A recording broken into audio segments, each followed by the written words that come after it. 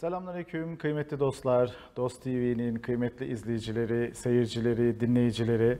Hepiniz yepyeni bir çocuk ve aile rehberi programına hoş geldiniz, sefalar getirdiniz.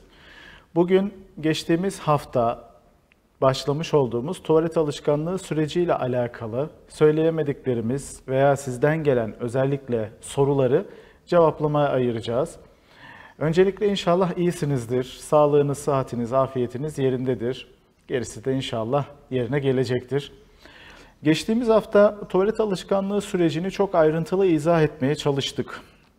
Öncelikle dedik ki bu zaten var olan bir süreci, bir alışkanlığı ortaya çıkarma durumu. Yani yok olan bir şeyi kazandırmaya çalışmıyoruz. Zaten çocuğun içgüdüleriyle bu var. Hani Allah bize yardım ediyor ya, mesela çocuk konuşmayı bizden değil kendi başına öğreniyor. Mesela çocuk yürümeyi bizden değil kendi başına öğreniyor. Düşünsenize bize öğretmeye kalksak kaç yıllık fakülteler bitiriyoruz mesela. Bir edebiyat fakültesini bitiriyor insan. Bazen bakıyoruz ki konuşamıyor bile.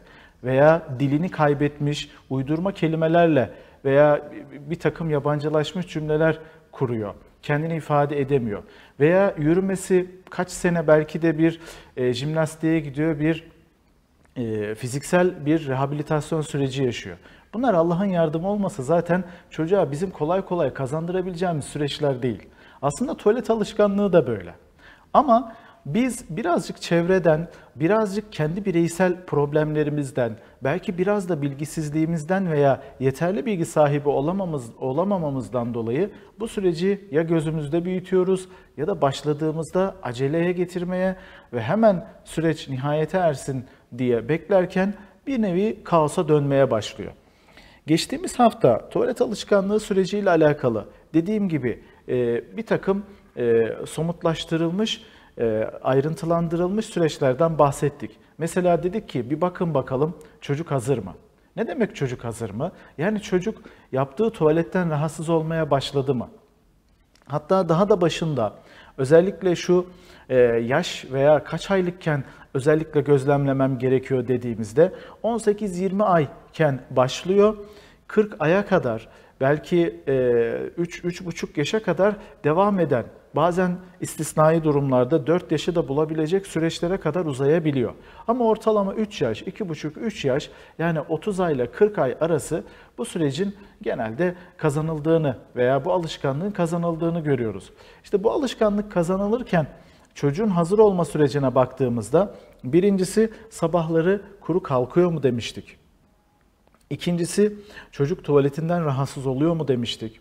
Üçüncüsü sen gözlemlerken baktın anne olarak, baba olarak veya bakım veren birey olarak çocuk tuvaletini gelişi güzel yapıyor, duraksamıyor. Çünkü tuvalet alışkanlığı süreci yaklaştığında çocuk mesela tuvaletini durarak yapar. Çok böyle hareketli, eskisi gibi ne ara yaptı falan fark etmeme gibi bir durum yaşamazsın. İşte büyük tuvaletse ıkınmaya başlar, durur bir anda. Küçük tuvaletse onda bile bir duraklama yaşar. Dördüncüsü saklanarak yapmaya başlar. Beşincisi tam tersi gözünün içine bakarak yapmaya başlar. Altıncısı rahatsız olduğunu ifade eder. Yaptıktan sonra gelip çıkarmanı ister. İşte bu sinyaller alınmaya başladığı zaman çocuk hazırdır. Ve bu süreci başlatabilirsin. Özellikle daha da hazır olması için belki kullandığın kaliteli bez, belki işte çok hassasiyetle dikkat ettiğin bezi birazcık daha kalitesiz beze çevirmeye çalış. Biraz daha çocuk ondan kurtulması gerektiğini hissetsin dedik. Parantez içerisinde bazen eleştiriler geliyor. Zarar verici bezde kullanmak sağlığa zararlı falan deniyor. Buradaki amacım rahatlığı biraz çocuktan uzaklaştırmak. Çünkü çocuk o kadar rahat bezde tuvalet yapıyor ki bazen kendi bile anlamıyor yapıp yapmadığını.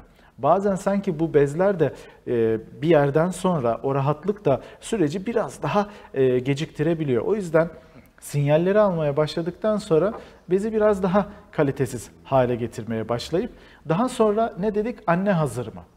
Yani senin kendinle ilişkin nasıl veya bakım veren kimse bu tuvalet alışkanlığı sürecini başlatacak. Senin sürece başlangıçta güvenin tam mı, bilgilerin tam mı? Yine dedik ki çevre müsait mi? Gelişi güzel başlama.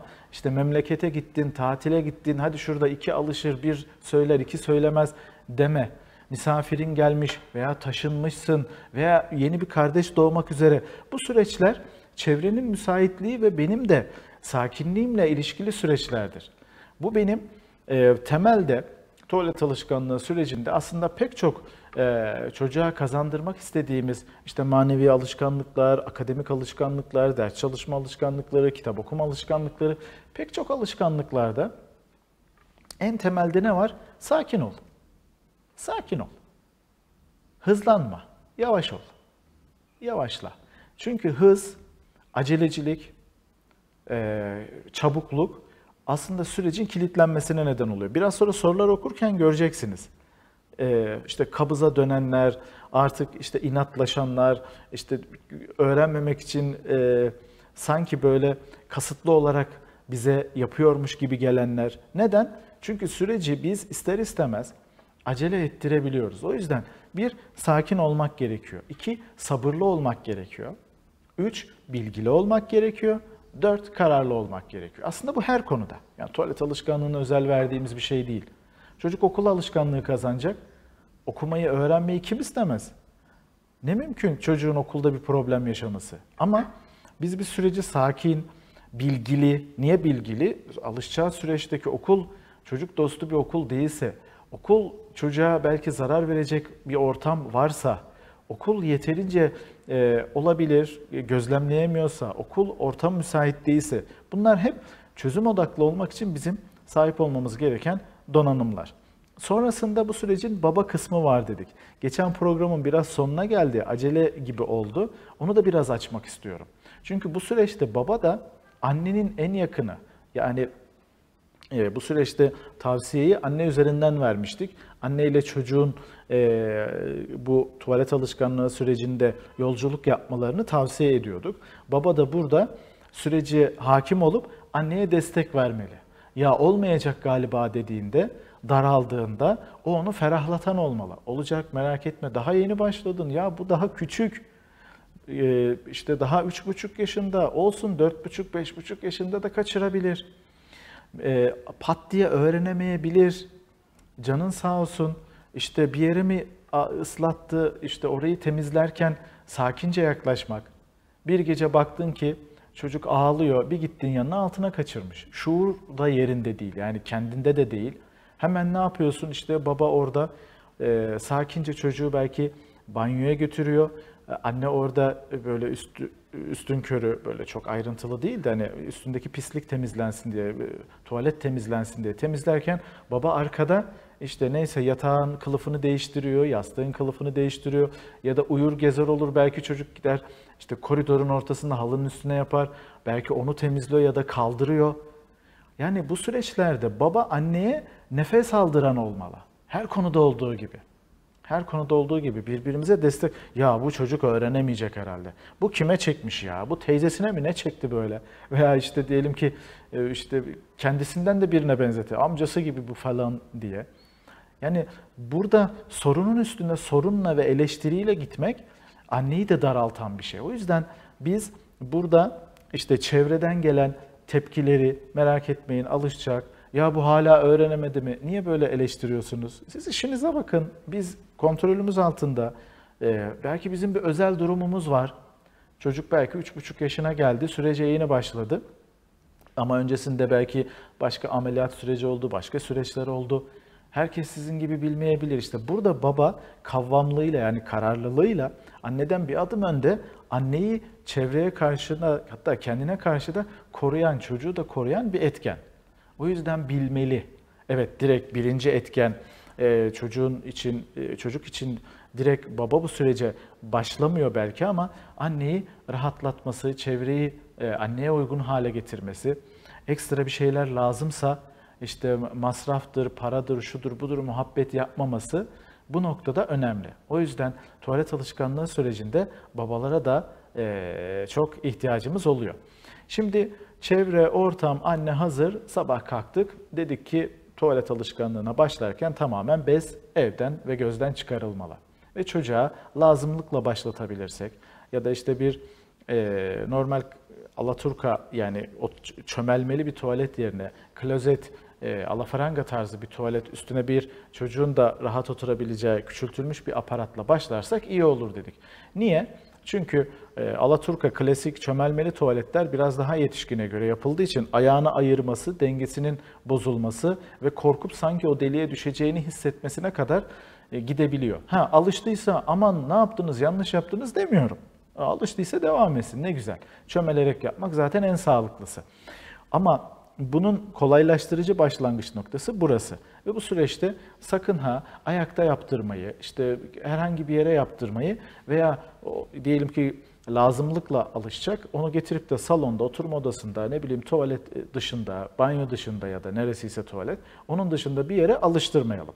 Yolculuk yaparsınız, yanınızda lazımlık vardır, yolun ortasında, yolun yarısında bir mola veremeyeceksinizdir. Çocuğu da zorlamayın. Bir kenarda kimsenin göremeyeceği mahremiyetine dikkat ederek hemen E5'in tabiri caizse kenarına koyarsınız. Bunlar istisna, bunlardan bahsetmiyorum.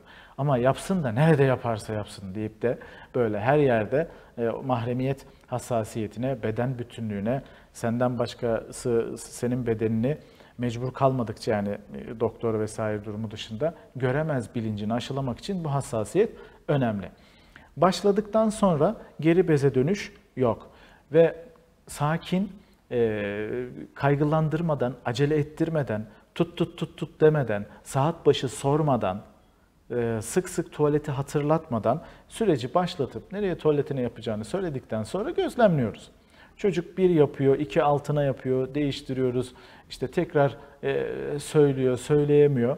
Mesela oyuna daldığı zaman kaçırma mümkün oluyor. Dolayısıyla bunları veya ilk günlerde vukuat biraz fazla oluyor. Bunları çok fazla abartmadan sakince karşılayacağız, anlayışla karşılayacağız. Yine dedik ki bu sakinliğimizi, sabrımızı arttırmak için yedek çamaşırlar, iç çamaşırı, alt, üst, bunların olması işimizi kolaylaştırır. Ya da alıştırma kilodu da yine kullanabiliriz. Mümkün mertebe dışarı çıkabiliriz, parka gidebiliriz. Ama toplum içerisinde, yani bir akraba ziyareti, bir misafirlik gitmesek iyi olur. Oralarda ufak bir kaçırma da birinin bir yerine denk gelir. Birazcık kendimizi daralmış hissedebiliriz. Şimdi ben izninizle sorulara geçmek istiyorum. Sırasıyla gelen sorular üzerinden de belki biraz daha konuyu detaylandırarak bugün tamamlamış olacağız inşallah. Birinci soru, selamünaleyküm hocam. Ayşe Hanım'ın sorusu. 34 aylık oğlum oyun oynarken altına kaçırıyor, bacaklarını sıkıştırıyor, kıstırıyor, son anda söylüyor ama altına kaçırmış oluyor. Ne yapmalıyım? Evet, çok normal. Çünkü 34 aylık, yani daha muhtemelen yeni tuvalet alışkanlığı kazandı. Burada yeni tuvalet alışkanlığı kazandıkları dönemde çocuk tuvaleti altına kaçırdığını bazen fark edemez. Bazen de fark etse bile oyununu bölüp gitmek istemez. Dolayısıyla eğer ki çok dalmış ve odaklanmışsa zaten uyaramayız. İşini bitirsin, normale dönsün, yani etrafını fark etmeye başlasın. Hadi üstünü istersen değiştirelim diyebiliriz. Ya da daha tam dalmamış, hafif sıkışıklık var. Başlamadan önce istersen tuvalete gidelim mi diye böyle birkaç istisnai noktada çocuğa hatırlatabiliriz. Ama 34 aylık çocuğun bu alışkanlığı kazanması çok güzel. Bu fiziksel olarak sıkışması, kendini tutması çok güzel. Bunları kazanabiliyor olması, fark ediyor olması çok güzel. Sıkıştırıp da laf sarı yapıp söz dinletmeye çalışarak çocuğa karşı sözü lafı yormamalıyız. Çünkü çocuk sevdiği şeyden alıkonularak tuvaleti tercih etmez kolay kolay. Yani biz yetişkinler gibi durdurmalı, dondurmalı bir süreç yaşamıyor. Ama ben onu hemen aceleyle götürsem olur mu? Olabilir. Ama döndüğünde nerede kaldı? Bazen unutabilir. Dikkat dağınıklığına, pek çok şeye neden olabilir. O yüzden sabırla ve sakinlikle gözlemleyebiliriz. Hiçbir sorun yok. Gayet normal. İkinci soru. Çocuğum 2,5 yaşında, sizi geçen program izledim. Benim çocuğum daha erken bu alışkanlığı kazandı. Ama hala altına yapıyor. Ödüller, oyuncaklarla seferber olduk. Gittikçe inatlaştı. Şimdi hiç söylemiyor. Ne yapmalıyız?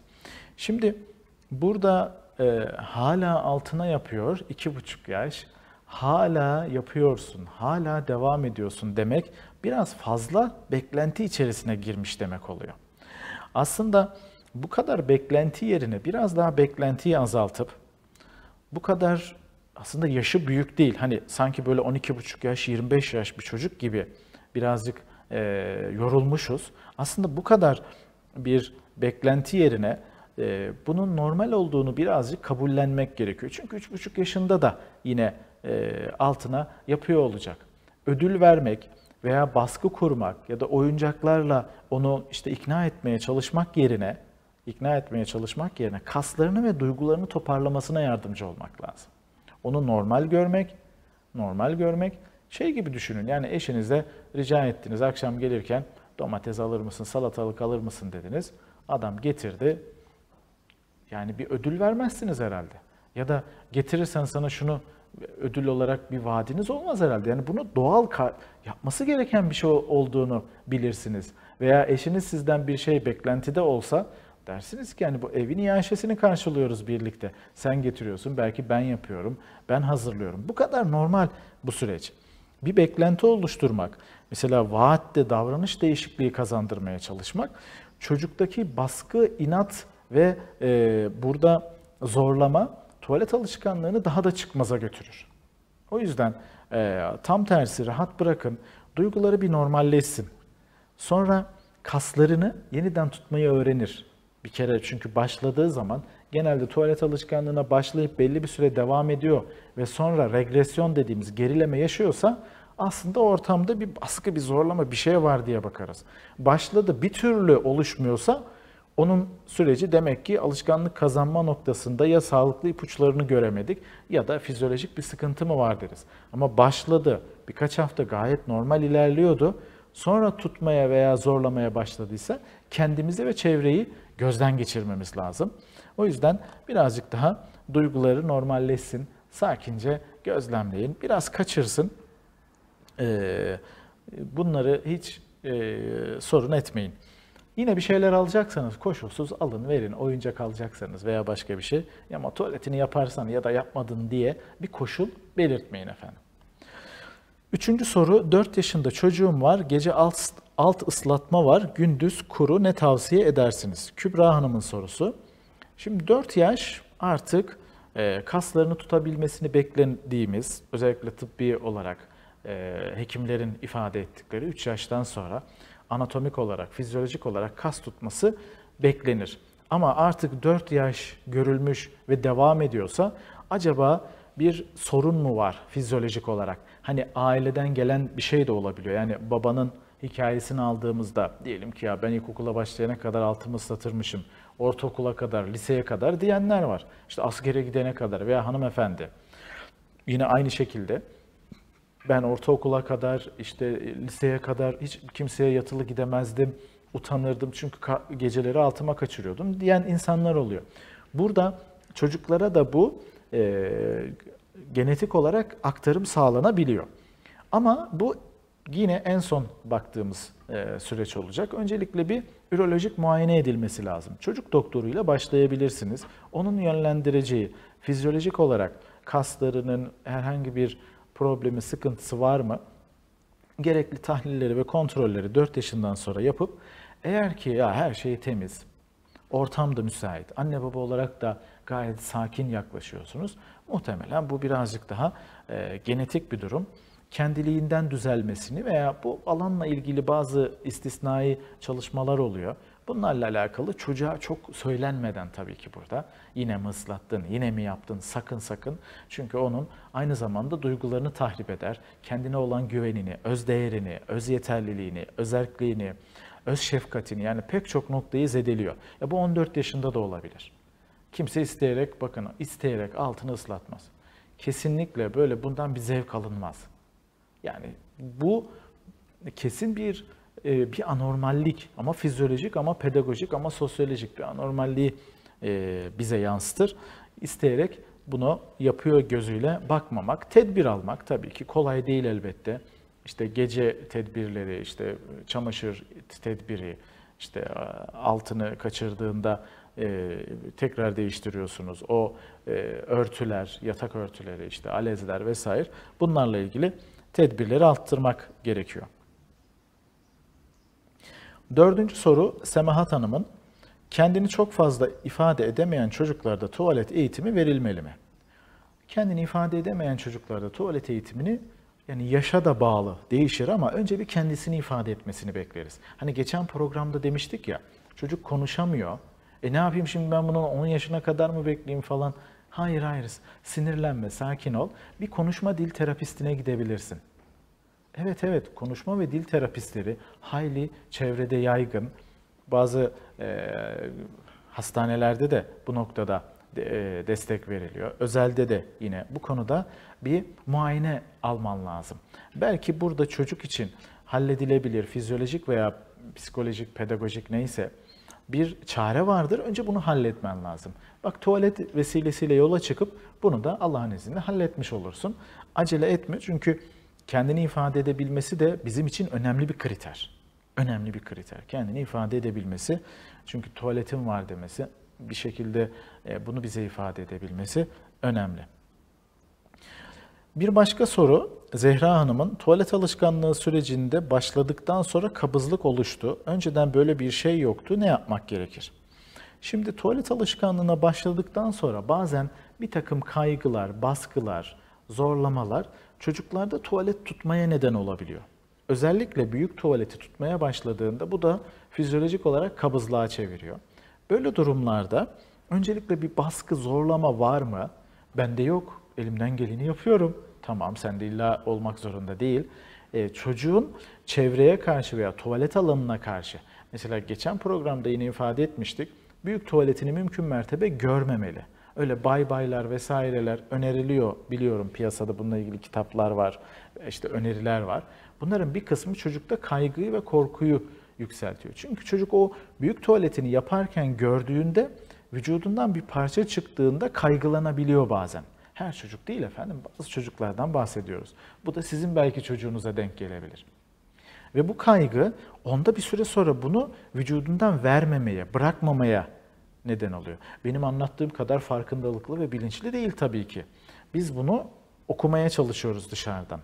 Ve dolayısıyla tuvalet temizliğini bitirdikten sonra bizim hızlı bir şekilde gerçekleştirip çocuğu içeriye, oyuna vesaire gönderdikten sonra, yani tuvalet alanını terk ettikten sonra bizim temizlememiz daha iyi olur. Daha sonra, biraz daha oturtturduktan sonra taharet meselesinde daha ileri, kendi temizliği, kendi daha sonra işte sifonu çekmesi veya işte su dökmesi, bunlar kazandırılabilir 1-2 yıl sonra yavaş yavaş. Bu da çocuğun hazır bulunuşluğuna göre değişir. Yine standart bir zaman dilimi ve kesin bir ifade kullanmaktan imtina ediyoruz, dikkat ederseniz. O yüzden acaba bu var mı? İkincisi, bunlara veya vardı, kaldırdık, dikkat ettik, artık tamam, biz bu noktada akşam eşimle konuştuk. Dedik ki artık bay yapmak, görmek yok. Mümkün mertebe bitirince çıkıyor. Ama yapamıyor ki. Keşke başta bilseydik, buna dikkat etseydik. O zaman biraz daha tuvaleti hızlandırıcı, biraz daha tuvaleti aktifleştirici, biraz doktor tavsiyesiyle birlikte büyük tuvaleti böyle yumuşaklaştırıcı ve istese de tutamayacak hale getiren bazı takviye gıdalar var. Doğal. Ben burada özellikle bir doktor, bir uzman vesilesiyle bunu kullanmanızı tavsiye ederim. Ve bununla birlikte kolaylaştırıcı bir şekilde büyük tuvaleti çocuğun daha sağlıklı yapmasına yardımcı olabiliriz. 6. soru. Kızım 23 aylık, çok güzel de konuşuyor, kendini ifade edebiliyor. Tuvalet alışkanlığına başlayabilir miyim, erken mi? Evet, Rukiye Hanım'ın sorusu. 23 aylık bir çocuk için tuvalet alışkanlığı zaman olarak müsait görünüyor. Güzel de konuşuyor. Peki fiziksel belirtiler var mı? Yani altını ıslattığının farkında mı? Başlarken programa ifade ettik ya, çocuk altını ıslattığının farkında olmalı, birazcık rahatsız olmalı. Tamamen değil. Hocam günde işte 3 tane bez dolduruyor, 5 tane bez dolduruyor, bir kere. Olabilir. 2 kere. Hani fark edebiliyor mu artık? Yok hocam, hiç fark etmiyor, daha rastlamadım. Biraz daha bekle. Bir yerlerde gizlenerek kapı arkasında, efendim varsa evinizde bir saksı arkasında, koltuk arkasında yapabiliyor mu? Tuvaletini bitirince ara ara rahatsız olduğunu gelip ifade ediyor mu? Baba, anne, babasına da söyleyebilir. Sabahları kuru kalkıyor mu? Ortam sağlıklı ve düzenli mi? Yani bu alışkanlığı kazandıracağım ama 24 aylıktı benim iznim. Ben anne olarak belki işe başlayacağım. Arada böyle bir ayda kal. Hayır, acele etme. Bir bak, bu ortam her şey mümkünse ondan sonra sen işe başlamanı böyle bir ay kadar kaldıysa, bir iki ay kadar, belki şöyle 2 ay kala, 1-2 ay kala olabilir. Hemen haftaya başlayacaksan acele etme. Daha sonra izinli bir sürecinde biraz daha çocuğun şu an için belki senin işe başlamana uyum sağlaması gerekecek. Senin işe başlamana uyum sağlaması gerekecek. Ondan sonra bir de tuvalet çıktın mı, bir de senin hasretin ya da yani normal bir düzenin bozulması diyelim. Bu süreci içinden çıkılmaz hale sokabilir. Buna Rukiye Hanım dikkat edersek, evet 23 aylık çocukta pekala tuvalet alışkanlığı kazanabilir, başlayabilirsiniz. 7. soru. Tuvalet alışkanlığı sürecinde başladıktan sonra kabızlık oluştu. Önceden böyle bir şey yoktu. Ne yapmak gerekiyor? Bunu okumuştuk. Zehra Hanım'ın sorusu. Diğer soruya geçiyorum. 28 aya yaklaşıyor kızım. İletişim kurmada sorun yok. Tuvaletini yaparken saklanıyor. Bir haftadır yaptıktan sonra ara ara söylemeye başladı ama henüz tamamen kuruda kalkma yok. Ne yapmalı, başlamalı mıyım? Kübra Hanım'ın sorusu. Evet, şimdi iletişim kurmada sorun yok. Tuvalet belirtileri var ama bir tek kuru kalkma yok. Burada başlayabilirsiniz. Evet, yani belirtilerin hepsi dört dörtlük olmak zorunda değil. Bir tane, belki bir ihtimal 2 tane yoksa da başlanabilir. Ama o kuru kalkmama nedenini bir gözlemlemeye çalışın. Yani yatmadan önce çok sıvı tüketiyorsa azaltmaya çalışın. Gece eğer ki kaldırabiliyorsanız, çok böyle kendini kaybetmiyor, tepkiselleşmiyorsa kaldırsak iyi olur diyoruz. Kaldırıp da tuvalete götürebiliyorsanız bunu takip ederek gece tuvalete kaldırabilirsiniz. Bazı çocuklar var efendim, yattığı gibi sabaha kadar uyuyor, ne ıslaklık var ne tuvaletim geldi. Hiçbir şey demiyor. Ama bazı çocuklar var, gece bir defa olsun kaldırılması gerekiyor. Bazı çocuklar var, gece 2 defa kaldırılması gerekiyor. Diyelim işte 21-22'de daldı çocuğunuz. İşte 02'de bir kaldırdınız. Bir de 05'te, 06'da böyle diyelim sabah namazına kalktınız, bir daha kaldırdınız. Dolayısıyla bunu devamlı yani bundan nasıl kurtulurum? Bazen fizyolojik olarak bu gerekli oluyor. Biraz zaman sonra buna da gerek kalmayabiliyor. Yani kaldırdın, baktın ki hiç tuvaleti yapmıyor. O zaman bunu 1'e düşürerek veya ara ara bir kaldırmayıp gözlemleyerek. Bazen çocuklar da mesela yaz aylarında işte yavaş yavaş sıvılı meyveler, işte karpuz gibi veya diğer meyveler de sulu meyveler daha çok oluyor. Kışında gerçi portakal, mandalina da biraz sulu oluyor ama yaz aylarında çeşitlilik de artıyor. Ve onları akşam ezanının geç okunması, belki yatsı ezanının geç okunmasından dolayı sizin geç istirahate çekilmeniz, yani uykuya geçmeniz. Dolayısıyla bunları da biraz geç tüketip henüz daha boşaltım sistemi çalışmadan uykuya geçtiğinde çocuk bunları daha fazla bırakabiliyor. Eğer bundan kaynaklı ise bunu bir gözlemleyin ve birazcık bunu dikkat ederek, kaldırmaya çalışarak, işte geç sıvı tüketimini azaltarak, ama ondaki geç sıvı tüketimini azaltacağım diye siz de birazcık kendinize de dikkat etmeniz lazım. Sadece çocuğa özel bu sınırı koymamak. Biz de diyelim ki artık 20'den sonra sıvı tüketmiyoruz çocukla birlikte, yani gıda tüketmiyoruz. Ama 21'de ben gittim diyelim yaz ayı, bir dondurma yiyeyim dedim, karpuz yiyeyim dedim. Olmaz. Çocuk onu, sen işte altını ıslatıyorsun, sen yiyemezsin dememek lazım. Buna dikkat etmek lazım Kübra Hanım.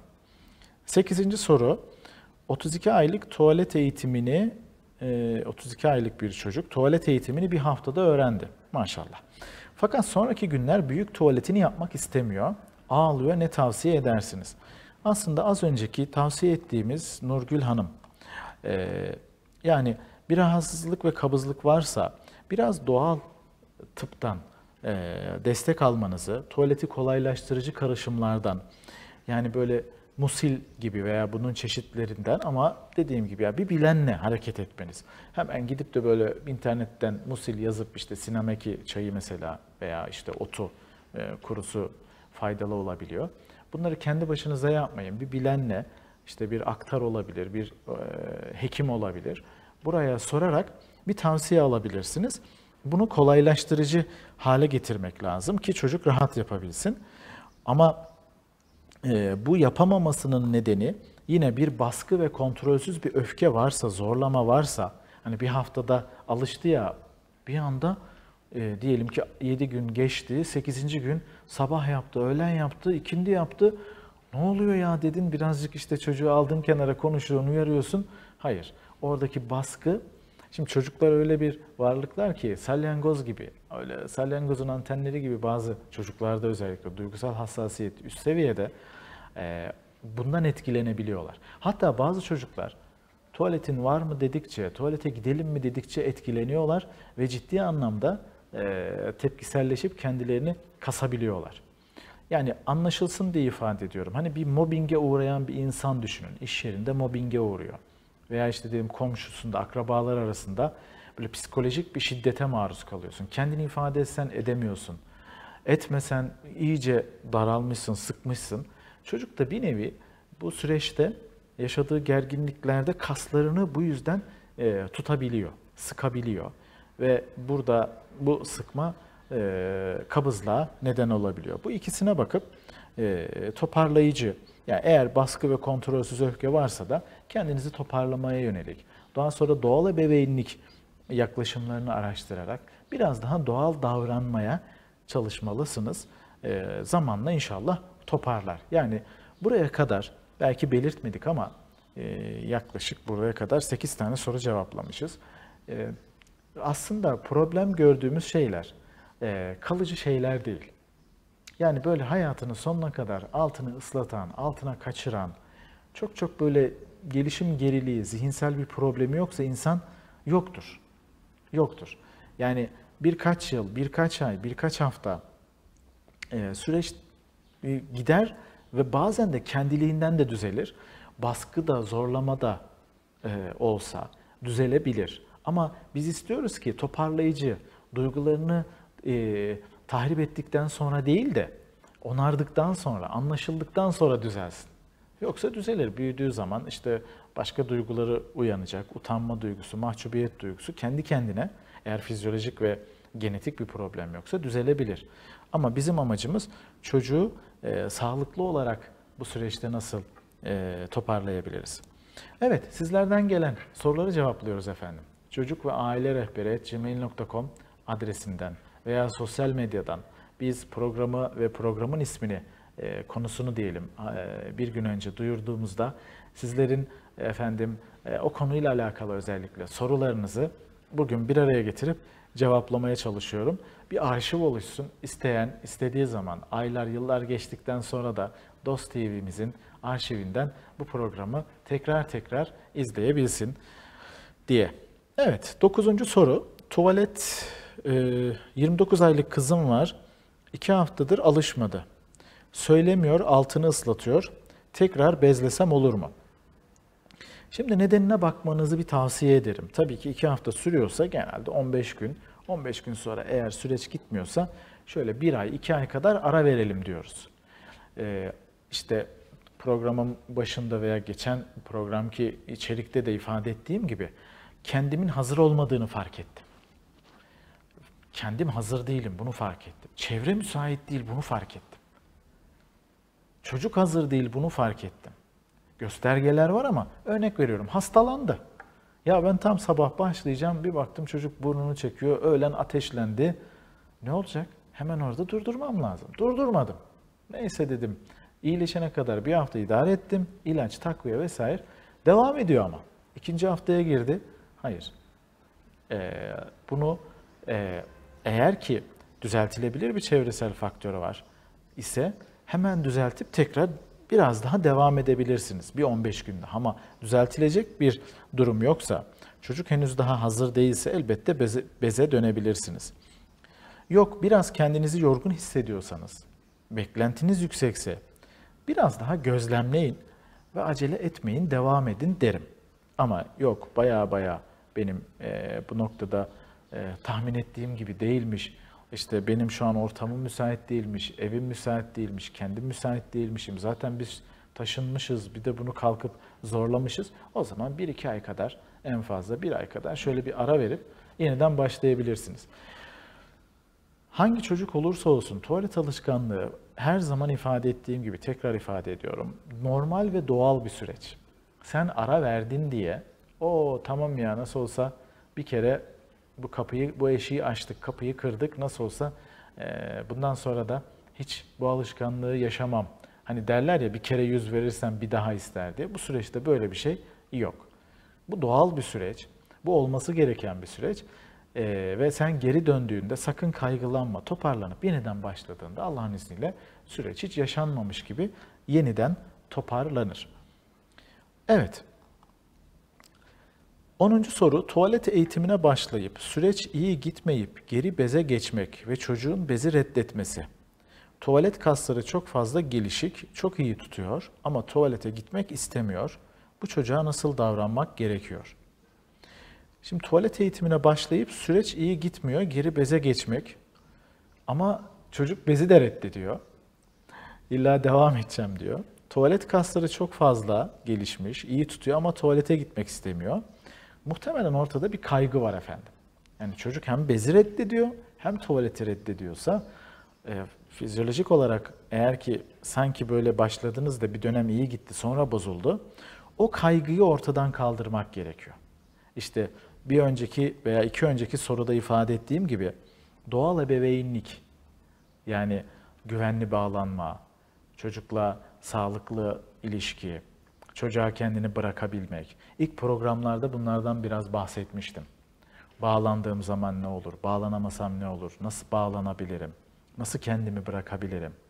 Bu mesela okul alışkanlık sürecinde de çocuğun okul alışkanlık sürecindeki çözüm yöntemlerimizden veya bakış açılarımızdan biri oluyor. Anneye doyamadan, sağlıklı ayrışamayan, ayrılamamış, sağlıklı bağlanamamış ya da sağlıklı ayrılamamış çocuklarda da bu süreç tamamlandıktan sonra yeniden okul öncesi süreçleri tavsiye ediyoruz. Burada da bir kaygı yaşıyor. Laf sağırı olmuş olabilir mesela, çok uyarmış olabiliriz. Ve bir başka şey de, şimdi buraya kadar, geçen hafta da sanki bu biraz sonra söyleyeceğim şeylere girmemiştim. Ne o? Terapi desteği almak. Mesela oyun terapisiyle çocuğun kaygısını azaltabiliriz. Oyun terapisi tek başına, yani çocuğum oyun oynadı, iyileşti, tuvalet alışkanlığı kazandı değil. Oyun terapisiyle birlikte muhtemelen terapiyi yapan hocamızın kendisi veya terapiyi yapan hoca, oyun terapisi yapan hocamızın çalıştığı bir uzman size tuvalet alışkanlığı süreciyle alakalı bilgilendirme de yapacaktır. Yani bu süreci evde nasıl götürürsün? İşte oyuncakların ve nesnelerin bir şeyi vardır, tarifi vardır, bir işareti vardır, bir anlamı vardır.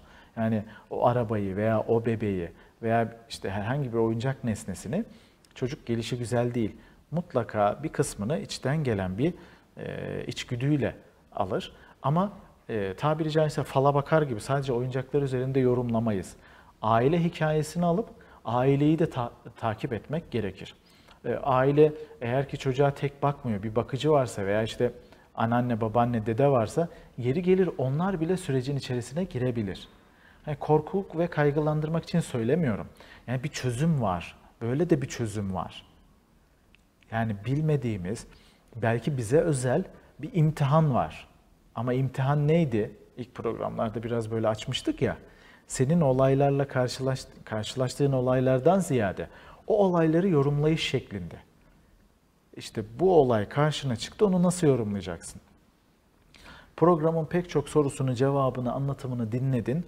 İşin bu noktasını da bir çocuk psikoloğuyla, bir pedagojik danışmanla, bir rehberlik psikolojik danışmanla, özellikle çocukla çalışan bir danışmanla, mümkün mertebe yüz yüze, varsa oyun terapisi hizmeti de, bu uzmanla birlikte eşinizle birlikte, tabii anne baba birlikte ilk başta, sonra çocuk, bu gözlemlenerek yine Allah'ın izniyle toparlanabilir. Bu ne kötüdür, ne bir etikettir.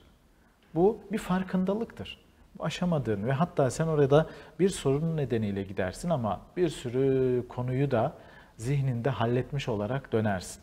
Belki ondan sonraki süreçlerde karşına çıkan durumlara karşı öz değerliliğin ve öz yeterliliğin artar. İşte bunun toplamına da bazen duyuyorsunuzdur. Özgüven diyoruz. Bir anne olarak çocuğuna yaklaşma özgüveni. Nice insanlar var bu özgüven, yani kendini değerli hissetmeme, kendini kaygılı hissetme, salaklık ben de affedersin diyerek, ben beceremem diyerek, ben ne kadar beceriksiz bir anneyim diyerek bu süreçleri tehir ediyor, erteliyor, bir türlü başlayamıyor. Aslında kendi değerli, sen anne olduysan, çocuğuna anne olduysan hiçbir uzman senden daha iyi çocuğuna annelik veya hiçbir uzman senden daha iyi çocuğuna bir çözüm üretemez.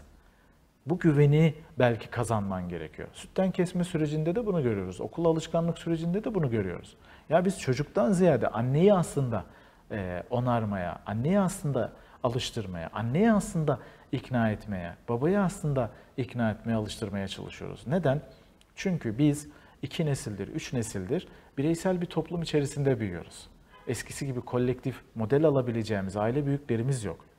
Böyle laf lafı açıyor ama bazen bakıyorsunuz, yardım almak istediğiniz büyükleriniz sizden daha fazla yardıma ihtiyacı olan büyükler oluyor. O yüzden bir profesyonel destek almayı, işte bir kitap okumayı, bir video izlemeyi, bu konuyla alakalı bir internetten tecrübe almayı kendinizde bundan imtina etmeyin. Bunu oturup birlikte karı koca olarak alın ve Allah'ın izniyle sorunlarınızı da çözmüş olarak bu süreci atlatmış olursunuz. İleride gerçekten şöyle geriye doğru baktığında 10 yıl sonra, 15 yıl sonra tatlı bir hatıra olarak kalıyor efendim.